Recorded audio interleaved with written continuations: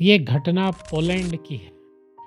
हमारे हरे कृष्णा आंदोलन के एक स्वामी जी कुछ अनुयायियों के साथ में ट्रैवल कर रहे थे पोलैंड में। दूर एक उनको हरे कृष्णा उत्सव करना था, उसके लिए जा रहे थे। रास्ते में थोड़ा सा फ्रेश होने के लिए उन्होंने एक पब्लिक जो टॉयलेट कॉम्प्लेक्स है वहाँ पे रुके। तो स्वामी जी अंदर गए, उन्होंने वॉशरूम वगैरह यूज़ किया, फिर आए बाहर हाथ वाथ धो रहे थे अपना। तो जो टॉयलेट कॉम्प्लेक्स का जो केयर टेकर है, जब बाहर जाना है तो बुलाया, एक्सक्यूज़ मी सर। वो आए, बोलिए कैसे हैं आप? उन्होंने कहा बस भगवान की कृपा से हम ठीक हैं। तो आप फॉरेनर हैं क्या? बोला हाँ जी मैं फॉरेनर हूँ। तो आप घूमने आए हैं? बोला हाँ जी हम यहाँ आए हैं, कुछ काम से आए हैं। और तो उसने कहा आपके पास 2 मिनट का समय है? उन्होंने कहा बिल्कुल, बताइए क्या सेवा कर सकता हूँ मैं। बोला सेवा तो कुछ नहीं है, थोड़ा मैं आपको कुछ बताना चाहता हूँ। बोला बताइए, बहुत खुशी होगी। मैं ऐसी चीज़ बताना चाहता हूँ कि जो लोगों को दूसरों को पता नहीं है इस संसार में, और जिस अज्ञान के कारण ये संसार में सारी तकलीफ़ें हैं। तो उन्होंने कहा ये तो बड़ी अच्छी बात है, अगर ऐसी कोई चीज़ आप बता देंगे तो। कहा हाँ। तो वो जो बैठे थे टॉयलेट केयर टेकर, वो कहने लगे देखिए मैं समझता हूँ हम पोलिश हैं, पोलैंड के हैं, ये आप समझते होंगे हम अमेरिकन या ब्रिटिश हैं या जो भी हैं, तो वो समझता हम ब्लैक हैं, वाइट हैं। ये सब शरीरों के क्वालिफिकेशन, शरीरों के आइडेंटिफिकेशन टैग्स हैं, लेकिन हम ये शरीर नहीं है, हम शरीर के अंदर एक आत्मा है। उन्होंने कहा सही कहा आपने, तो बहुत ही बढ़िया।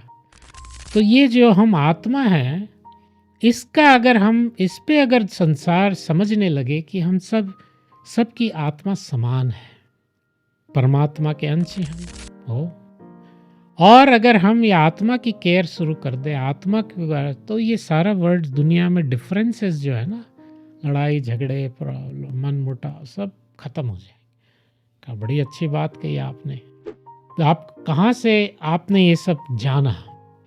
तो उसने अपना ड्रावर खोला और उसने निकाली भगवत गीता यथारूप, Bhagavad Gita as it is. उनके आंखें काफ़ी चौंधिया गई कि अरे ये क्या है स्वामी जी। तो उनका आपको ये कहाँ से मिले किताब?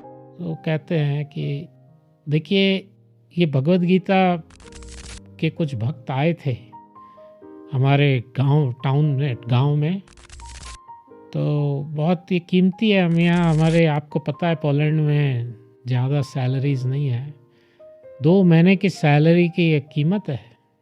गरीब हैं, फिर भी मैंने बड़ी मुश्किल से कुछ जो भी इकट्ठा किया और इसको लिया। तो इतना इसमें मेरे को खुशी हुई है ये ज्ञान जा कि आज तक किसी ने मेरे को ये बातें नहीं बताई, और इसमें तो इस किताब में हमारी सारी समस्याओं का हल छुपा हुआ है।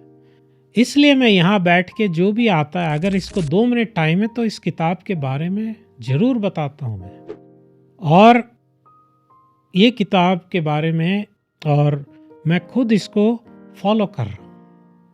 और जब भी समय मिलता है मैं ड्रावर खोल के इसको पढ़ता हूँ। तो आपको भी जहाँ ये किताब मिले वहाँ पर आप ये लीजिएगा, इसको पढ़िएगा, समझिएगा, इसकी शिक्षाओं को जीवन में उतारिएगा। हमारे स्वामी जी की आंखों से ये देखकर आंखों से आंसू आ रहे थे कि एक टॉयलेट क्लीनर पोलैंड के अंदर भगवत गीता हमको सिखा रहा है, और हम भारतीय क्या कर रहे हैं? गीता का ज्ञान और गीता सब चीज़ उठा के बाहर फेंक दिया हमने। तो जो काम हमें करना चाहिए, हमें जो विरासत में मिला है, हम उसको, तो उस ज्ञान को हम लोग लुटा कर और जो विदेश पाश्चात्य गंदगी है उसको अपना रहे हैं। हमने इतना बड़ा धन खोया है अपना। तो ये देख के स्वामी जी को बड़ा ही कि ये जो भगवान की जो कृपा है, चैतन्य महाप्रभु की कृपा है, ये प्रभुपाद की पुस्तकों के द्वारा कहाँ कहाँ पृथ्वी के किस किस कोने में पहुंच गई है। ये कितनी बड़ी घटना है। और तो इससे क्या सिद्ध होता है कि जो गीता का ज्ञान है वो समय या ये काल या स्थान इससे बाधित नहीं है, टाइम एंड स्पेस के कंस्ट्रेंट के बाहर है। हर समय ये वैलिड ज्ञान है। ये नहीं 5000 साल पहले वैलिड था, आज नया युग आ गया, आज वैलिड नहीं है, या 5000 साल बाद वैलिड नहीं रहेगा। नहीं, जब तक सृष्टि है ये वैलिड था, वैलिड है, वैलिड रहेगा। दूसरी बात, ये नहीं भारत में बोला गया ये भारतीय लोगों के लिए नहीं, ये समस्त मनुष्यों के लिए, समस्त जीव मात्रा के लिए बना है। तो टाइम, प्लेस, सर्कमस्टांसेस से बियॉन्ड ये ज्ञान है। और हम जो हैं, हर कोई जीव हर किसी देश में, किसी काल में, किसी अवस्था में इस ज्ञान का उपयोग कर सकता है। तो हम सबका कर्तव्य है एक गीता ली जाए, 700 श्लोक हैं, रोज एक श्लोक कम से कम पढ़ा जाए, तात्पर्य के साथ जीवन परिवर्तित होगा।